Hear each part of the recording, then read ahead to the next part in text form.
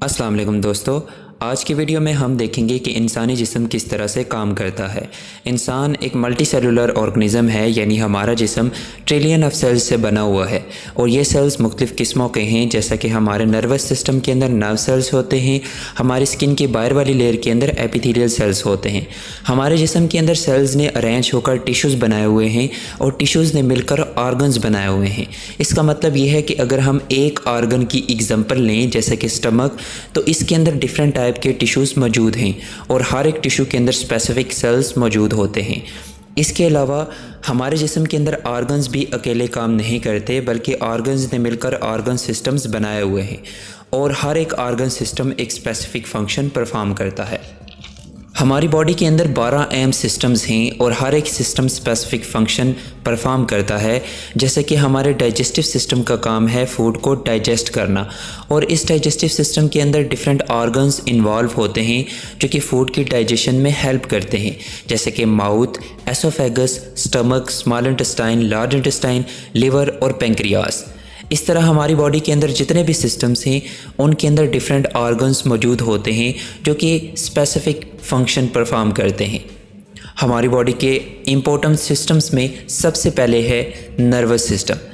Nervous system के 3 अहम हिस्से हैं, ब्रेन, स्पाइनल कॉर्ड और नर्व्स। नर्वस सिस्टम बॉडी के बाकी सिस्टम्स के फंक्शंस को कंट्रोल करता है, जैसे कि डाइजेशन और एक्सक्रीशन।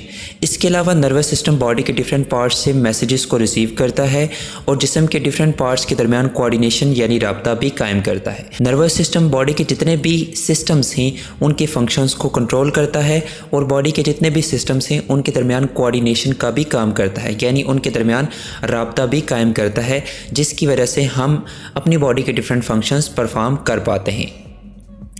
इसके बाद है स्केलेटल सिस्टम। हमारा skeletal system bone, cartilage, tendon, ligament पर मुश्तमिल होता है। इनका काम जिस्म को सहारा देना है और मूवमेंट में हेल्प करना है। इसके अलावा बोन्स के अंदर ब्लड भी बनता है और मिनरल्स भी इकट्ठे होते हैं। इसके बाद है मस्कुलर सिस्टम। मस्कुलर सिस्टम का हिस्सा जिस्म के डिफरेंट मसल्स हैं, जैसे कि कार्डियक मसल, स्मूथ मसल और स्केलेटल मसल। मस्कुलर सिस्टम का काम जिस्म में ब्लड को मूव कराना है, जैसे कि कार्डियक मसल्स हार्ट के अंदर होते हैं।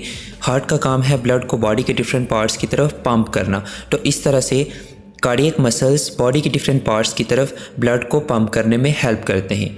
इसके अलावा मस्कुलर सिस्टम स्केलेटल सिस्टम के साथ मिलकर मूवमेंट में भी हेल्प करता है। जैसा कि आपको पता है, स्केलेटल मसल्स हमारे स्केलेटल सिस्टम यानी बोन्स के साथ जुड़े हुए होते हैं जो कि मूवमेंट में हेल्प करते हैं।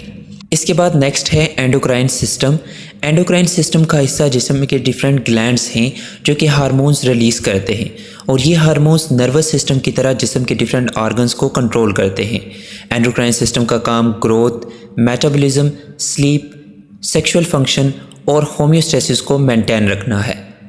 इसके बाद नेक्स्ट है इम्यून सिस्टम। इम्यून सिस्टम जिस्म को बैक्टीरिया, वायरसेस से बचाता है और इसके अलावा बीमारियों से लड़ने में भी मदद देता है। जिस्म के मुख्तलिफ हिस्से हमारा इम्यून सिस्टम बनाते हैं, जैसे कि स्प्लीन, लिम्फेटिक नोड्स और लिम्फोसाइट्स वगैरह। इसके अलावा नेक्स्ट है सर्कुलेटरी सिस्टम। सर्कुलेटरी सिस्टम के कंपोनेंट्स हार्ट, ब्लड और ब्लड वेसल्स हैं। इसका काम जिस्म के जितने भी सेल्स हैं उनकी तरफ फूड और ऑक्सीजन को पहुंचाना है और इसके अलावा बॉडी के सेल्स से वेस्ट को लाकर एक्सक्रीटरी ऑर्गन तक पहुंचाना है। इसके बाद नेक्स्ट है यूरिनरी सिस्टम। यूरिनरी सिस्टम जिसको हम एक्सक्रीटरी सिस्टम भी कहते हैं, इसके 4 अहम ऑर्गन्स हैं, जैसा कि किडनी, यूरेटर, यूरिनरी ब्लैडर और यूरेथ्रा। इसका काम ब्लड को फिल्टर करके उसमें से वेस्ट को रिमूव करना है और यूरिन बनाना है।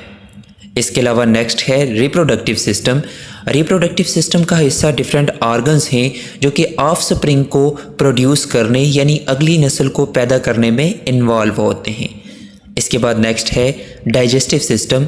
डाइजेस्टिव सिस्टम जैसा कि हम इसको पहले डिस्कस कर चुके हैं, इसका हिस्सा डिफरेंट ऑर्गन्स हैं जो कि फूड की डाइजेशन में हेल्प करते हैं और फिर वो फूड डाइजेस्ट होने के बाद डाइजेस्टिव सिस्टम से ब्लड के ज़रिए पूरी बॉडी को पहुंचाई जाती है। इसके बाद next respiratory system. Respiratory system का हिस्सा एयर पैसेजवे और लंग्स हैं जो कि जिस्म के अंदर गैसियस एक्सचेंज में हेल्प करते हैं, यानी हम रिस्पायरेटरी सिस्टम के ज़रिए ऑक्सीजन को जिस्म के अंदर लेकर जाते हैं और कार्बन डाइऑक्साइड को बाहर रिमूव करते हैं। इसके बाद नेक्स्ट है इंटेगुमेंट्री सिस्टम।